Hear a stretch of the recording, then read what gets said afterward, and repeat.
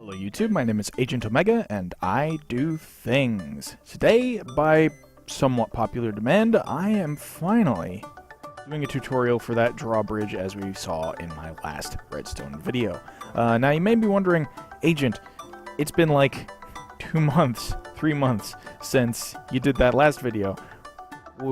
Why didn't you make a tutorial before then? And I was like, yeah, sure, I'll do a tutorial at that point in time. And then Mumbo beat me to it. So I was like, okay, well, if Mumbo's already got a tutorial for a drawbridge, then people are going to go stare at that. But people are still asking for it in spite of that, and my drawbridge is sufficiently different from Mumbo's drawbridge that I figured, yeah, what the heck, let's go ahead and do that. So first, we are going to start off with this little setup here. Now I want you to note that this is a 12 block span. Unfortunately, I haven't yet got a way to do 24 block span like Mumbo has. Actually, I think his was 23, but I'll be reviewing that potentially later in this episode. So for now, I just wanted to start off with the 12 block span that we had in last episode. Now, I'm going to start over here, totally unrelated to this bridge here, and we are going to do the slime block mechanism outside of the bridge just to show you what's up. So we're obviously going to require slime. We're going to need sticky pistons. We are going to need regular pistons. And we are going to need observers. And just to trigger these guys, we're going to have, we're going to need some obsidian to stop them. We're going to need some redstone lamp.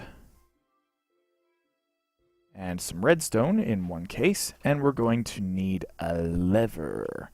Now keep in mind that this is just the rudimentary setup, so we are just going to put this together on one half, and then we're going to put it together, well, in this setup here.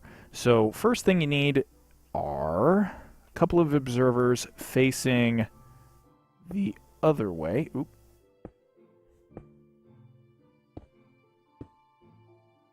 And we're going to do that. So this is going to be the half that pushes both of these guys. Now, we're going to put the double pistons up top, and these are just regular pistons because we don't want any stickiness when it comes to the actual bridge. Now, down here, you're going to have to be consistent. So, you're going to want one sticky piston facing this way, and another sticky piston facing this way. And that is actually going to be the driver mechanism. Now, we're going to have a couple of slime blocks here, and because this is the one that pushes this way, you're going to want an observer which faces down from here. So we're just going to do something like this, and then get rid of this guy. And unfortunately, I've forgotten to put down an obsidian block like the spoon that I am. So we're just going to go ahead and do this real quick. And we're going to go ahead and put one here. And then we're going to chuck in these lights here, and we're going to go all the way back with this, just to give us some testing room. And then we're going to put a lamp right here. Okay. So then lever here, lever over here, and we want that to be like that so that both of these get powered. And that is the entire setup, I think. So if I've done this correctly, let's fire this off. And you can see that we have our rudimentary flying machine. Now, the one thing that I like about this machine, slightly over Mumbo's, is that this is a little bit more compact. Like, I think mine is only 3 tall, and I believe, if I recall correctly, Mumbo's is 4 tall. But basically, we have this sort of one level below the bridge, and then we have, the pusher pistons on the same level as the bridge, and, we have this one observer facing down. Now, originally, I thought to myself, couldn't you have an observer on this side to make it even more compact? And I think you probably could. The only caveat is that you would need to trigger it with a double piston extender. So you would have the observer facing where this obsidian is, and then you'd have a double piston extender come up, pop that, and then push back down. Now the reason I didn't put the observer over here the first time around is because A, I didn't think of the double piston extender, and B, because if you had any sort of trigger mechanism over here, it would interfere with the push-pull of the slime mechanism on the other side of the bridge. Now, another thing to note about my design versus Mumbo's is that my design inherently requires non-sticky objects as part of the bridge. So we're going to get some terracotta. Now, I believe I used gray glazed terracotta in the last video because I think that just goes a lot better with the stone bricks that I picked. And I think you're going to want 3 of these due to the push-pull mechanism. Now, you put in any light block that you want that can be pushed, so I went with the sea lantern. And obviously in the testing, like, this isn't actually going to do anything. Hang on a minute. Let me think about this real quick. Yes, so this will actually hit the push limit once the other thing gets to the other side, and that would block it off, yes. So right now, this obviously isn't going to be a full working complete bridge. We're going to do that over there. We're going to get ourselves some stone brick. We'll go with this instead, yep. And you're going to have 4 of those guys.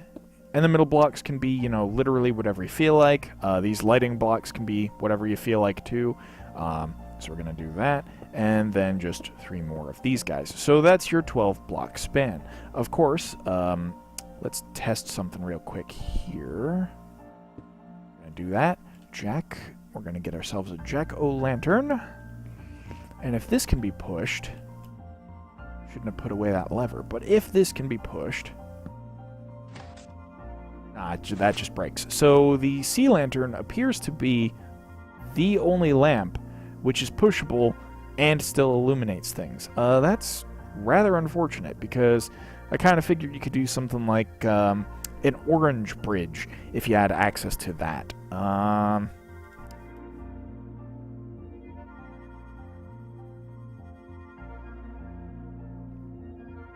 Yeah, that's literally the only movable light source at the moment. Huh, that's rather interesting. Well, there you have it. So that's the basic mechanism, and of course you'd have one on the other side facing this way, and the only difference is that you want to swap this to the other side. So you want to just switch which of these two is pushing and pulling, and the reason for that is so that you have the triggers in a different spot, and you can put immovable objects in places that would allow one set of machines to slide through and the other one not to. So let's come over here to our bridge real quick, and unlike the design in the Spooky Piston Door, we're going to have the bridge come from over here as opposed to over here, because over here is basically going to be our like dwarf fortress type thing. So I'm going to pop back over to the other world real quick and recall exactly how to build the trigger mechanisms and all that whatnot. So I will catch you in a little bit. Alright folks, after several takes and much debugging and much sort of hemming and hawing and experimenting and looking up stuff, I have completed the entire mechanism.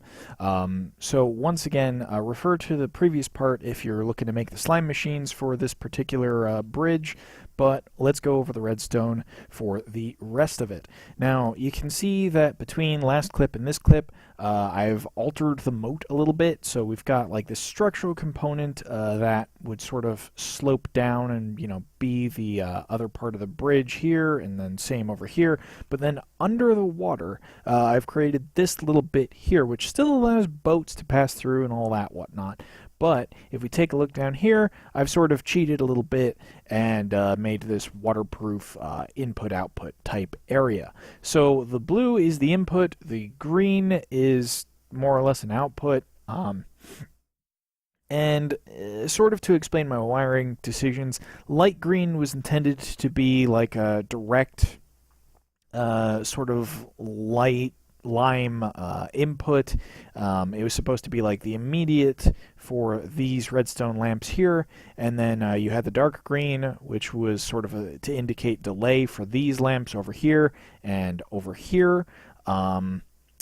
The colors are immaterial. It's just to sort of keep track of things. The blues are the direct inputs from, either side, or the light blue, I should say. The dark blue is to indicate where we have our delay circuit and our monostable pulse. So to explain, over on this side we have a couple of sticky pistons and slime blocks and redstone blocks, and those trigger this light blue line here, which of course goes under the sea, or under the river, and comes out over here.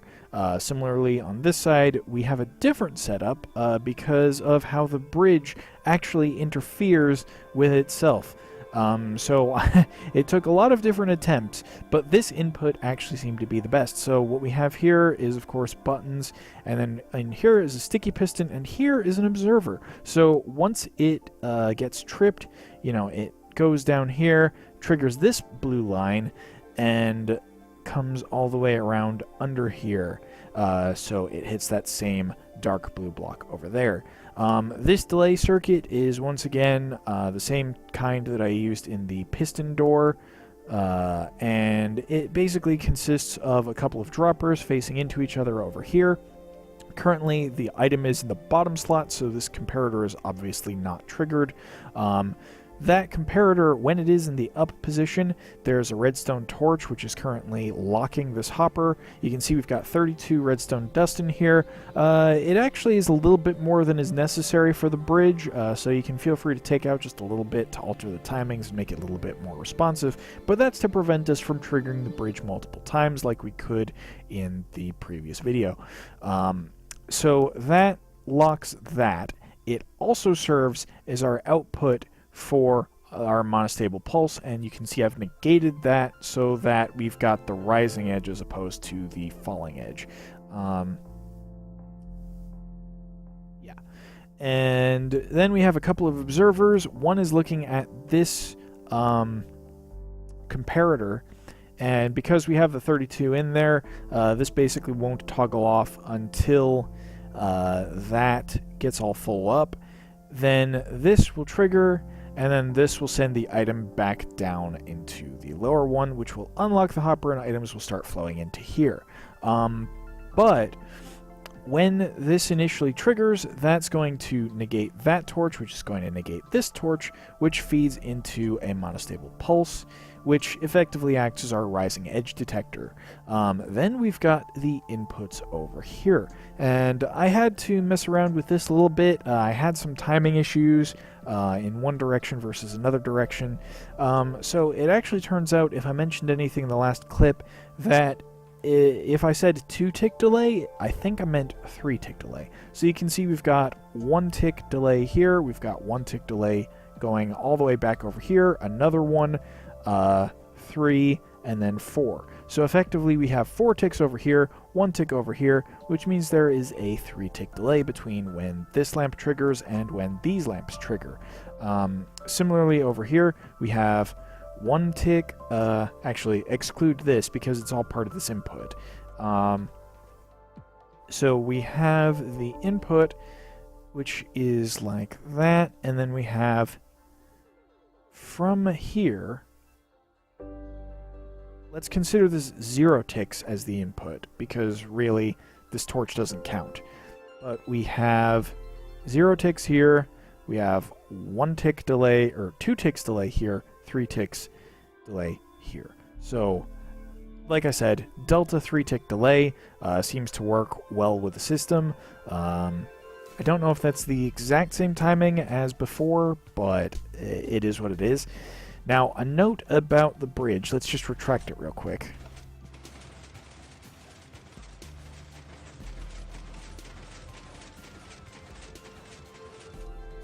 You can see I've set it up such that these observer blocks line up directly with the overhang over here. If you want to retract your bridge further, then all you need to keep in mind is the timings again over here. You might need to add a little bit more delay. You'll probably also need to move these lanterns back, but what I did when I was setting this thing up is I set up this end, I basically put the bridge where I wanted it to be, where I wanted the gap to be, and then I added this side because this wasn't the side that we were retracting into, and then from there I counted the number of blocks that would place this block here.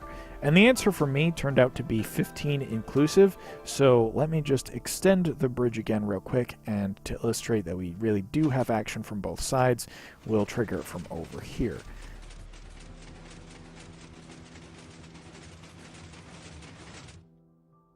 So I basically had a couple of obsidian blocks in here to prevent it from moving, so I counted, including here to including here is 15. And once again, I determined that basically just by taking a look at these observers and then going 1, 2, 3, etc., etc. And that is going to be finite based upon the length of this span. And in fact, if you do a 14 length bridge, so like for instance, if I wanted to, I could take these blocks off over here and these blocks off over here and then have these pistons be part of the bridge itself. I could do that, but those distances still wouldn't change. It still would be 15 because the bridge is like 12. And that is pretty much it. I mean, all that's left really is the aesthetic bits, which I'm not really going to cover here, but what I sort of envisioned is that, we do have this 6-wide bridge. We could get some depth in here probably. I'd probably put like a support column here and on the other side, and same thing over here so that we don't get any accidental slime block action. I'd probably fill in as much as possible with obsidian, like over on this side, and same thing over here. Kind of to mimic what I did with the ruined effect in the last video. And then what I was envisioning is that you'd have sort of like a small castle slash fortress set into this wall here. You'd have like a tower here, and you'd have like some guard lookout things like right about here. So you could fire through those, but there's no actual entry from this side. You'd basically have to go through this gate and then enter from the inside of the castle. So that's just the whole setup that I envisioned in mind. Like I said, it is sort of a dwarven fortress. And of course, that is also a reference to the game Dwarf Fortress.